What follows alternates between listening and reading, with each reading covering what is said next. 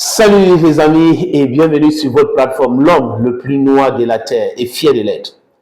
Quand le 25 avril, la France, l'Algérie, la Mauritanie, la Côte d'Ivoire ont décidé d'attaquer le Mali, ont décidé de faire un attentat contre le ministre de la Défense, le général Sadio Kamara, ont décidé d'éliminer physiquement Assimi Goïta.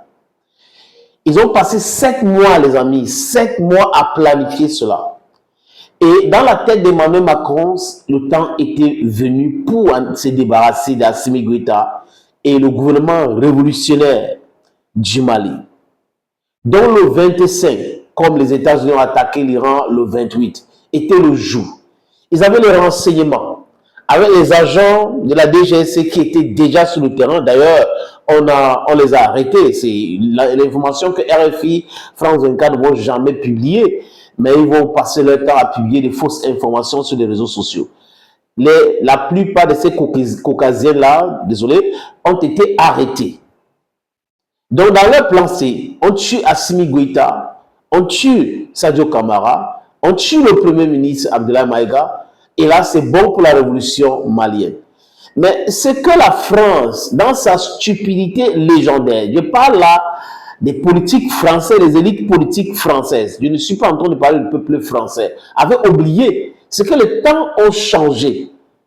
Les Africaines ne sont pas des gens que tu vas regarder comme la bétail. On va leur donner les visas, après ils seront avec nous. Non, non, non, non, non. C'est fini cette époque-là. La France devrait quand même regarder l'histoire. Quand vous avez donné de l'indépendance au Mali, il y avait combien de millions de personnes? Moins de 7 millions de Maliens à l'époque. Aujourd'hui, c'est combien? Plus de 23 millions de personnes. Donc, il y a plus de bouches à nourrir.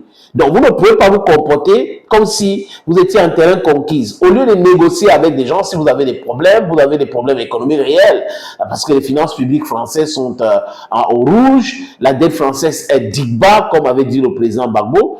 Au lieu de discuter avec des gens, pour signer des partenariats d'égal à égal, vous entrez dans la stratégie de tout gâter pour s'annoncer comme les sauveurs. Vous avez fait ça, ça a réussi à un moment donné. Mais ça ne pouvait pas réussir éternellement. Et au lieu de prendre très au sérieux aussi, les amis, l'AIS et la Russie, ils ont minimisé le côté-là. Ils se sont dit, oh, l'AIS, c'est quoi? Ce sont des tigres du papier. Ces pays-là, ils vont rien faire. Nous allons nous mobiliser. Leur force conjointe, c'est 5000 hommes. L'armée malienne, c'est quel nombre d'eux et tout ça là. On va envoyer 12 000 personnes. Bien armés, bien équipés, bien renseignés. Donc, les techniciens de la DGSE, les services secrets français, algériens, mauritaniens, ivoiriens, se sont mis ensemble pour travailler, pour faire tomber l'AIS. Parce qu'en fait, le but de tuer Assimi Goïta, le but de tuer Sadio Kamara, c'était pour tuer l'AIS. Parce que tout le monde sait, sauf des bêtes comme ceux qui sont en train de raconter du n'importe quoi, les esclaves de la maison, que c'est le Mali qui a l'initiative de la création de l'AIS. Donc, du coup, si on a capturé le Mali, on a décapité ses dirigeants, c'est facile de mettre la pression chez les autres et faire tomber les autres. C'est de ça qu'il est question. Mais ils n'ont pas compris la puissance de cette collaboration et le sérieux des mots que ces dirigeants ont utilisés. Ce sont les mots qu'ils ont pensés. Quand Tiani parle de collaboration tout azimut, quand Ibrahim Traoré parle de un pour tous, tous pour un. Et quand Assimi Goïta parle de l'unité, c'est sérieux ce qu'ils sont en train de dire. Parce que c'est ce que le peuple veut. Si le peuple malien n'était pas avec Assimi Goïta, le 25, il serait tombé. Il serait tombé le 25. Mais aujourd'hui, les amis, l'AIS est en train de les envoyer au repos éternel. Des milliers de terreaux sont envoyés au repos éternel. Et vous n'allez pas voir les médias de l'impérialiste parler de ça. France 24 ne va jamais parler de ça. RFI ne va jamais parler de ça. CNN ne va jamais parler de ça. BBC ne va jamais parler de ça. LCI ne va jamais parler de ça. BFM ne va jamais parler de ça. Parce que ça fait très mal. Ils avaient déjà bien préparé leur communication. on va désinformer de façon massive, on va dire que Bamako est en train de tomber, on a déjà en train d'encercler Bamako, et c'est bon, Assimi Goïta va fuir le pays, les Russes vont quitter. Ils ont écouté la sortie du vice-premier ministre de la Défense russe, il parle au nom de Vladimir Poutine, qui a dit clairement que vous rêvez, la Russie va rester au Mali. Et ce que ces forces sont en train de faire, imaginez les amis, l'aviation malienne, l'aviation burkinabé, l'aviation nigérienne, l'aviation russe, avec Sukhoi, en train de frapper de façon simultanée les positions des terreaux.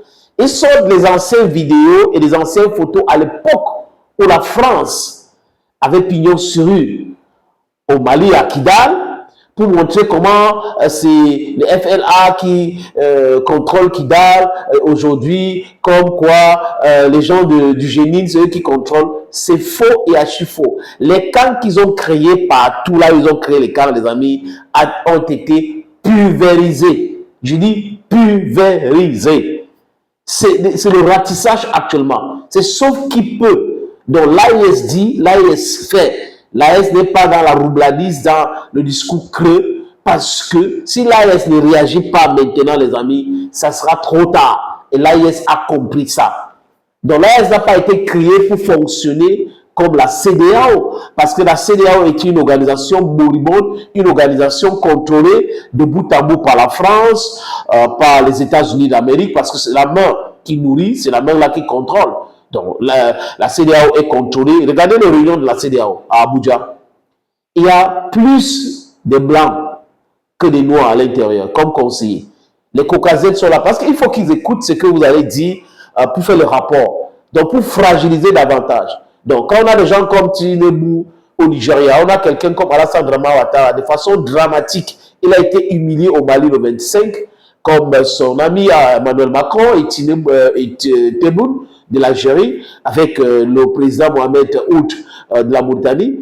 Vous pensez que l'Afrique peut avancer? L'Afrique ne peut pas avancer. Donc, force et courage à l'AIS, que l'AIS continue comme ça. Mais l'AIS ne peut pas continuer à réussir sans la collaboration étroite de la population, sans cette mobilisation massive. Le peuple de l'AIS, c'est un peuple politiquement bien éduqué. Et cette révolution au niveau de l'AIS va sauver l'Afrique. Je le dis tout le temps parce que je pense. Je sais que les indépendances de l'Afrique ont commencé quelque part. Le Ghana a eu son indépendance et ça a eu le ripple effect.